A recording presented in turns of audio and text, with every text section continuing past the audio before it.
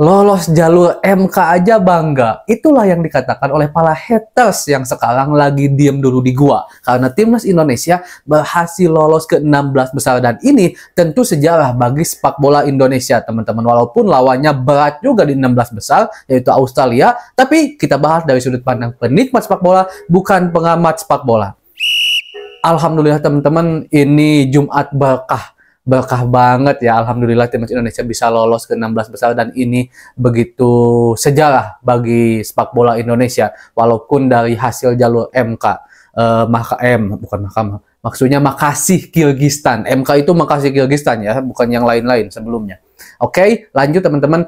Dan mudah-mudahan ini menjadi satu hal yang baik bagi kita. Kita bukan lolos tanpa alasan. Jelas timnas Indonesia udah berjuang sekuat tenaga sehingga bisa mempertahankan salah satu posisi 3 terbaik sehingga bisa lolos ke 16 besar yang pada akhirnya Kirgistan bermain imbang dengan Oman. Dan itu yang kita tunggu-tunggu kan, kalau mudah-mudahan Oman dan Kirgistan ini bisa bermain imbang. Dan akhirnya kita akan bertemu dengan Australia di 16 besar teman-teman. Australia kita tahu lah, Australia ini pernah juga lolos ke Piala Dunia, teman-teman. Jelas Australia adalah salah satu tim besar dan yang paling saya soroti ketika Indonesia bertemu dengan Australia itu apa? Postur tubuh. Postur tubuh Australia itu tinggi-tinggi banget, teman-teman. Ini yang harus diantisipasi karena beberapa kali kita juga pernah kan U19 era Fahri Husaini, kalau saya nggak salah, bertemu dengan Australia, kita kalahnya di mana? Lagi-lagi bola tingginya. Kita kebobolan banyak di bola-bola crossing.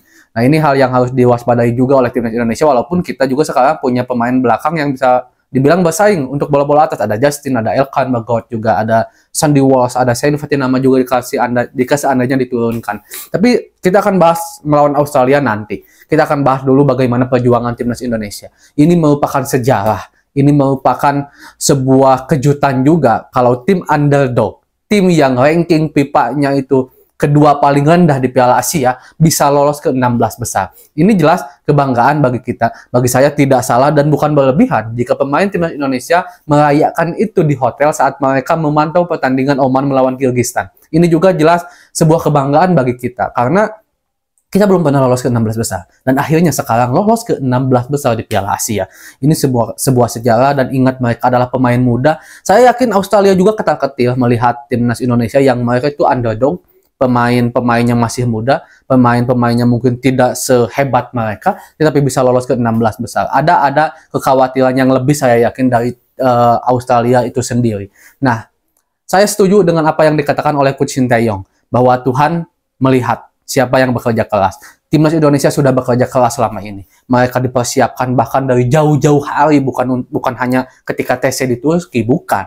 Mereka bekerja keras, mereka sekuat tenaga memberikan tenaganya, pikirannya, mentalitasnya untuk bangsa ini dan akhirnya bisa lolos dari jalur MK Makasih Kirgistan. Dan mudah-mudahan teman-teman timnas Indonesia sekarang bisa memberikan yang terbaik nantinya di 16 besar. Kita sangat berharap bisa lolos ke babak selanjutnya, bahkan bertemu Korea Selatan kan. Jadi bagan di bawahnya itu Arab Saudi, di samping kita bertemu dengan Korea Selatan. Nanti di atasnya ada Iran, Tajikistan kalau saya nggak salah. Mudah-mudahan kita lolos ke 16 besar. Saya sangat berharap juga lolos ke fase 8 besar nantinya bertemu dengan Korea Selatan. Jangan tanggung-tanggung Korea Selatan. Kita harus bisa seenggaknya jika seandainya kalah pun kita dapat belajar ilmu mentalitas yang bagus karena bertemu dengan tim-tim besar. Bertemu dengan Korea Selatan di semifinal, nanti bertemu dengan juara dari bagan yang sebelah atas. Siapapun itu kita siap. Bahkan saya sangat berharap loh. Ini bukan candaan. Ini harapan saya yang walaupun ya kita juga harus sesuai dengan ekspektasi dan realitas juga teman-teman. Saya sangat ingin bertemu kembali dengan Jepang di final nanti. Karena Jepang ada di bagian sebelah. Mudah-mudahan ketemu dengan Jepang dan bukan tidak mungkin juga gitu. Walaupun ini sangat sulit tapi ini bukan berarti tidak mungkin. Bertemu dengan Jepang kita akan balas dendam. Kita harus balas dendam melawan Jepang teman-teman. Kita pernah dijajah dulu oleh ini analogi netizen ya.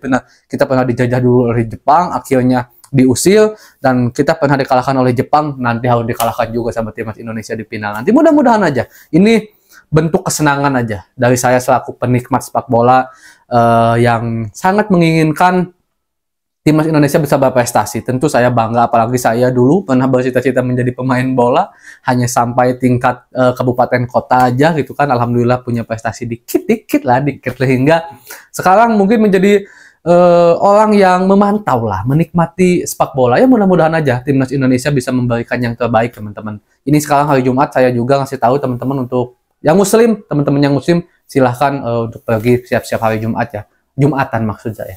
Dan teman-teman, ini juga menjadi apa ya, tutup mulut bagi para haters yang tidak menginginkan timnas Indonesia berhasil di Piala Asia, yang menginginkan timnas Indonesia pulang bersama dengan Vietnam dan Malaysia berbarengan gitu. Sekarang udah muncul kan meme-meme di media sosial gitu bahwa Vietnam dan Malaysia pergi, kita nanti dulu, saya sama Thailand gak akan dulu pulang gitu. Ini satu apa ya, bentuk rasa syukur, bentuk juga kebanggaan, dan bentuk juga kesenangan bagi saya masyarakat Indonesia. Alhamdulillah, mudah-mudahan timnas Indonesia bisa memberikan yang terbaik di 16 besar. Kita tetap dukung, kita tetap kawal, jauhi hal-hal yang membuat timnas Indonesia justru malah jatuh, bukan malah menjadi semangat dan maju. Untuk kalian yang tidak suka timnas Indonesia lolos ke 16 besar, silahkan minggir dulu. Tapi kalian tetap keluarga kita, kalian tetap saudara kita sebangsa dan setanah air. Tapi untuk sekarang silahkan ke pinggir dulu. Dan untuk yang menginginkan timnas Indonesia sukses, bahkan melihat berjuang lebih lama di 16 besar, bahkan mungkin fase-fase berikutnya, rapatkan barisan, dukung mereka, doakan mereka. Assalamualaikum.